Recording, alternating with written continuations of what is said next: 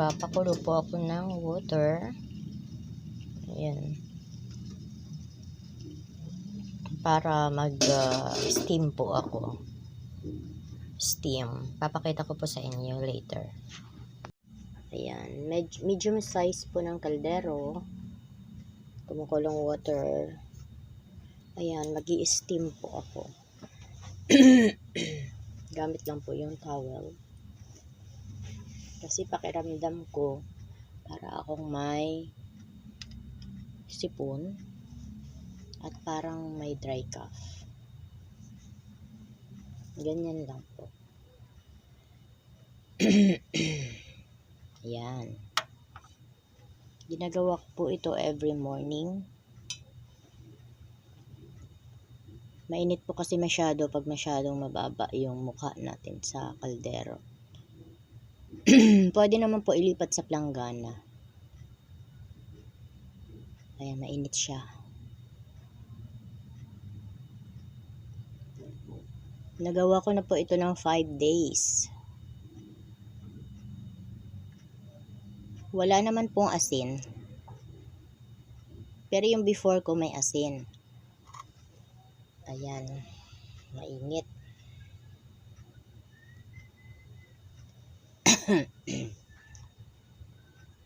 Mainit po yung singaw. Tinuro lang po ito ni Dr. Ong. Ayan.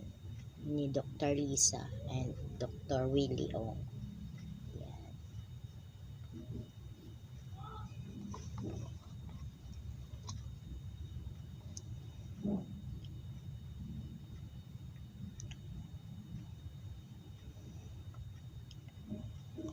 Inhale, exhale. Inhale, exhale. Inhale, exhale. Yan, hanggang sa makakaya nyo siya. Nakakaya nyo yung init.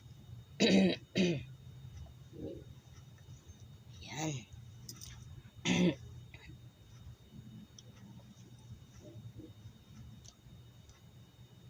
Mainit po yung singaw sa mukha.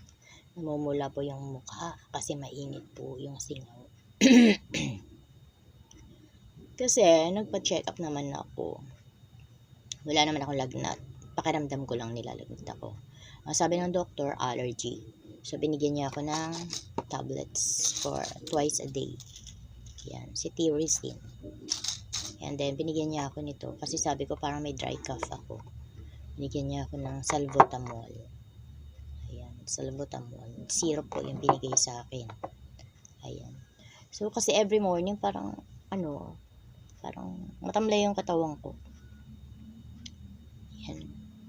Pero masarap naman akong kumain. May pang-amoy naman ako. May panlasa. So, para ma-prevent lang kung ano man. Alam mo naman ngayon, mahirap. So, gawin na lang kung ano man yung pwede.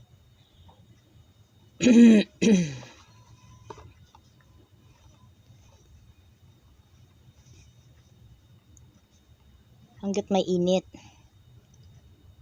Sayang naman eh.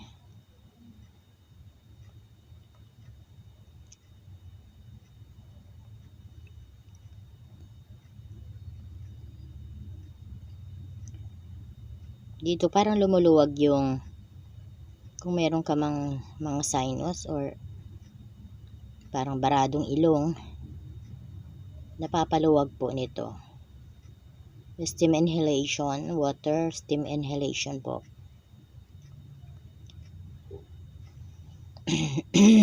Ayan o. Naputol. Namatay yung aking. Ayan. So yan po. Ang init talaga ng singaw. Pwede na po yun. Naka ilang minutes.